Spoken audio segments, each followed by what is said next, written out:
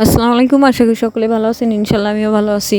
তো আপনাদেরকে আজকে যে বিষয়গুলো নিয়ে আমি কথা বলবো সে বিষয়টা একটু অন্য টাইপের। সেটা হচ্ছে যে আমি আপনাদেরকে বলেছিলাম যে আমি দোকানের সম্পূর্ণ কাজ ওকে করছি। এবার হচ্ছে দোকানে কিছু জিনিস তোলার পালা।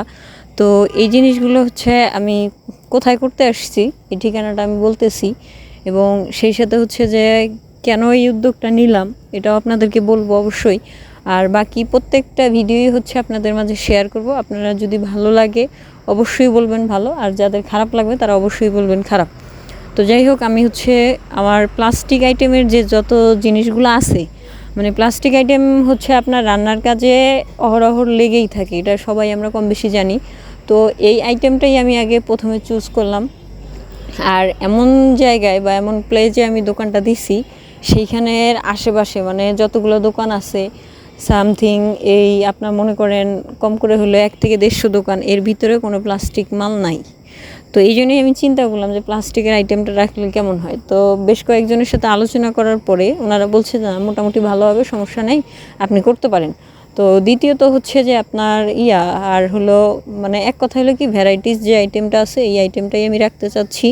কারণ দেখা গেছে শুধু প্লাস্টিক রাখলে প্লাস্টিক হবে না, প্লাস্টিকের সাথে বিভিন্ন ধরনের যে আইটেমগুলো আছে এই আইটেমগুলো আমাকে রাখতে হবে। তো এই পরিকল্পনা করেই হচ্ছে আজকে গেছিলাম।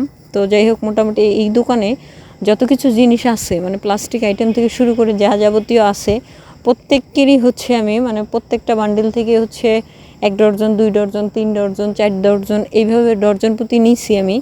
তো মোটামুটি এখানে হচ্ছে কতগুলো টাকার বাজার আমি মানে জিনিস নিয়ে আসলাম, এবং এটা কিভাবে কি করব এ থেকে শুরু করে আপনার A to Z আমি রিসিপ্ট সহ আপনাদের সামনে প্রেজেন্ট করব। আপনারাই বলবেন আসলে কোনটাতে কত টাকা পিস রাখলে ভালো হবে এবং কাস্টমারের জন্য হচ্ছে সবচেয়ে বেশি ভালো হবে। আর দ্বিতীয়ত কথা হচ্ছে যে সীমিত আকারে যে লাভটা থাকে ওই লাভটাই আমি করব। কারণ হলো যে অনেকে হয়তো বলতে পারবেন যে আপনি সীমিত লাভ করবেন কেন, ব্যবসা তো ব্যবসার মতো। তো না, আমি ওইভাবে করতে চাচ্ছি না। কারণ হচ্ছে কি, মানুষ ঠকানো ব্যবসা করা যাবে না।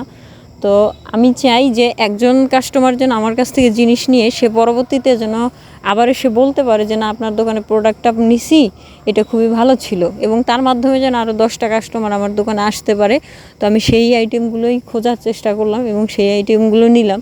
তো এগুলা ডর্জন প্রতি একটু বেশি হয়ে যায়, তারপরেও আমি আরএফএলের জিনিসগুলোই সবচেয়ে বেশি রাখার চেষ্টা করছি, এবং ভালো ভালো জিনিস যেগুলো সেগুলোই রাখছি। তো যে 2 ভাইয়া আমাকে হচ্ছে জিনিসগুলো দেখাচ্ছিল এবং দিচ্ছিল, তো এদেরকে আমি মানে পুরো ফেস দেখাইনি। কারণ হচ্ছে কি, ফেস তারা কিভাবে নিবে বা তাদের রিয়াকশনটা কেমন হবে, এই জন্যই হচ্ছে আমি তাদের ফেস দেখাই নাই। তো তাদের অনুমতি ছাড়াই হচ্ছে ভিডিওটা করা হয়, তারা হয়তো জানেও না। তারপরেও খেয়াল করছিল একজন যে আপনি কি ভিডিও করতেছেন। তো আমি বলছি হ্যাঁ, সমস্যা নাই, আপনাদের ফেস দেখাবো না।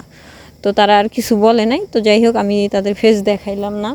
তো আপনারা হচ্ছে মানে আমার এই কাজে এবং আমার এই উদ্যোগটা আমি নিলাম, এটা হচ্ছে আমার সম্পূর্ণই নিজের উপর ডিপেন্ড করেই নিছি।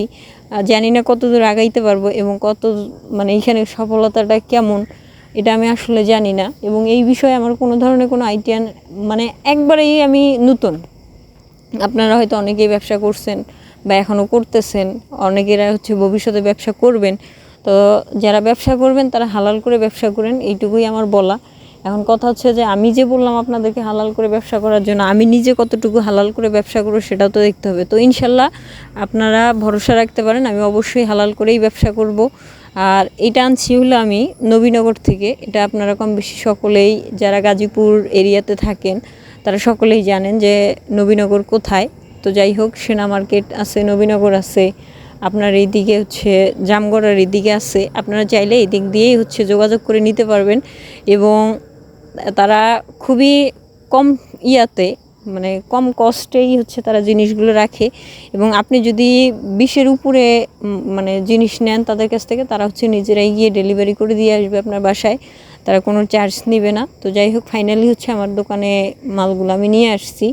তো এরপরে হচ্ছে বাকিটা আপনাদেরকে অবশ্যই দেখাবো। আজকে এই পর্যন্তই। ভালো থাকবেন, সুস্থ থাকবেন, আল্লাহ হাফেজ।